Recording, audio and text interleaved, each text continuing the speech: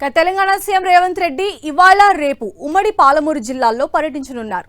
ఉమ్మడి పాలమూరు జిల్లా సాగునీటి ప్రాజెక్టులకు మరింత వేగం తీసుకురావాలనే లక్ష్యంతో పర్యటించబోతున్నారు.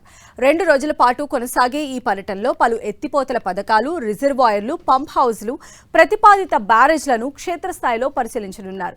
వీటిపై అధికారులతో ఉన్నత స్థాయి సమీక్షా సమావేశాలు నిర్వహించనున్నారు. తెలంగాణలో ప్రతిష్టాత్మకంగా భావిస్తున్న పాలమూరు, రంగారెడ్డి ఎత్తిపోతల పథకంతో పాటు ఇతర కీలక సాగునీటి ప్రాజెక్టుల పురోగతిపై సీఎం ప్రత్యేక దృష్టి సారించనున్నారు. సీఎం రేవంత్ రెడ్డి మధ్యాహ్నం మక్తల్కు చేరుకుంటారు.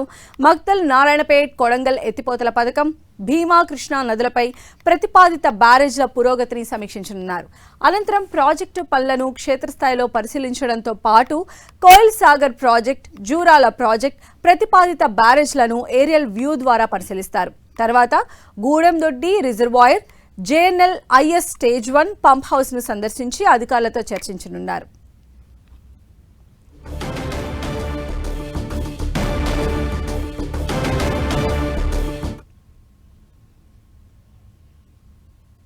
సీఎం రేవంత్ రెడ్డి జిల్లాల పర్యటనలో ఈ రోజు షెడ్యూల్ కి సంబంధించిన మరిన్ని అప్డేట్స్ మా ప్రతినిధి ప్రతాప్ మనకు అందిస్తారు. ప్రతాప్.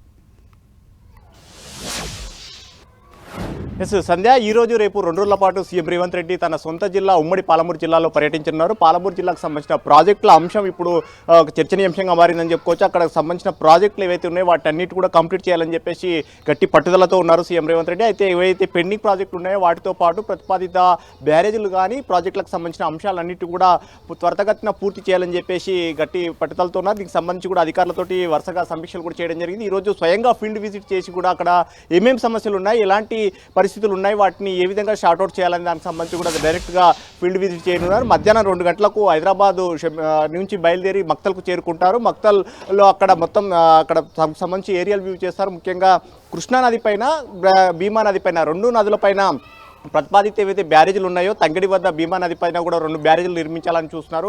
0.4 TMC కెపాసిటీ తోటి ఈ బ్యారేజీలను సరిహద్దు ప్రాంతాల్లో, అటు తెలంగాణకు ఇటు కర్ణాటక సరిహద్దు ప్రాంతాల్లో వీటిని బ్యారేజీలను నిర్మించాలని చూస్తున్నారు. అదేవిధంగా కృష్ణా పైన కూడా ఒక బ్యారేజ్ను నిర్మించి ఇక్కడ దానికి సంబంధించి సరిహద్దు ప్రాంతాల్లో ఉన్న గ్రామాలు ఏవైతున్నాయో వాటికి సంబంధించిన సాగునీరుకి సంబంధించి కూడా అక్కడ నుంచి కూడా వాడుకోవాలని కూడా చూస్తున్నారు. కృష్ణా పైన 1 TMC కెపాసిటీ తోటి ఒకటి బ్యారేజ్ను ఏర్పాటు చేయాలని చూస్తున్నారు. అదేవిధంగా భీమా పైన 0.4 TMC తోటి 2 బ్యారేజ్ నిర్మాణం చేయాలని చెప్పేసి తెలంగాణ గవర్నమెంట్ భావిస్తుంది. దీనికి సంబంధించి కూడా ఇటీవల కాలంలోనే కర్ణాటక ఇరిగేషన్ మంత్రి బోసురాజు తోటి స్వయంగా సెక్రటరియట్లో కూడా సమీక్ష చేయడం జరిగింది. వాటికి సంబంధించి కూడా కర్ణాటక కూడా సానుకూలంగా ఉండడంతో అక్కడ కర్ణాటకలో కూడా కాంగ్రెస్ గవర్నమెంట్ ఉంది, ఇక్కడ తెలంగాణలో కూడా కాంగ్రెస్ గవర్నమెంట్ ఉండడంతో 2 రాష్ట్రాలకు సంబంధించి ఉపయోగకరంగా ఉండే విధంగా కూడా దీనికి సంబంధించి ఒక ప్లాన్ చేయడం జరిగింది. అధికారులు చేసిన దానికి సంబంధించి కూడా ఏరియల్ వ్యూ ద్వారా కూడా చూసిన తర్వాత దానికి ఆమోదం తెలిపే అవకాశం ఉంటుంది. దీంతో పాటు కొడంగల్ లిఫ్ట్ ఎత్తిపోతల పథకం, అంటే సీఎం రేవంత్ రెడ్డి సొంత నియోజకవర్గం కొడంగల్కు సంబంధించిన సాగునీటి ప్రాజెక్టులకు సంబంధించిన కూడా చాలా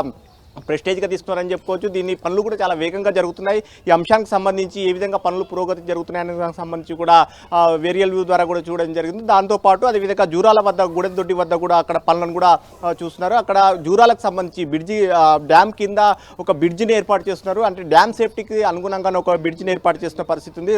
ఆ బ్రిడ్జిని కూడా పనులను కూడా పరిశీలన చేసిన తర్వాత రాత్రికి సోమశిల చేరుకుంటారు. సోమశిలలో మొత్తం ఉమ్మడి మహబూబ్నగర్ జిల్లాకు సంబంధించి మొత్తం 14 నియోజకవర్గాలకు సంబంధించిన ప్రజాప్రతినిధులు, అదేవిధంగా ఇరిగేషన్ అధికారులతోటి, అందరితోటి సిఈలు, ఎస్సీలు, ఈఈలతో అందరితోటి కూడా సమీక్ష సమావేశం చేయబోతున్నారు. ఎక్కడెక్కడ పనులు ఉన్నాయో వాటికి సంబంధించి పైన కూడా అన్నిటి కూడా షార్ట్అవుట్ చేయాలని చూస్తున్నారు. ముఖ్యంగా పాలమూరు, రంగారెడ్డికి సంబంధించిన వాటికి ఎక్కడెక్కడైతే ల్యాండ్ ఎక్విజిషన్ గా పెండింగ్ లో ఉందో వాటన్నిటి కూడా షార్ట్అవుట్ చేసిన తర్వాత రేపు కూడా ఈ కంటిన్యూ చేసే అవకాశం ఉంటుంది. రేపు కూడా బహిరంగ సభ, జడ్చీలలో బహిరంగ సభ చేసి 2 రోజుల పర్యటన ముగించనున్నారు. సంధ్య.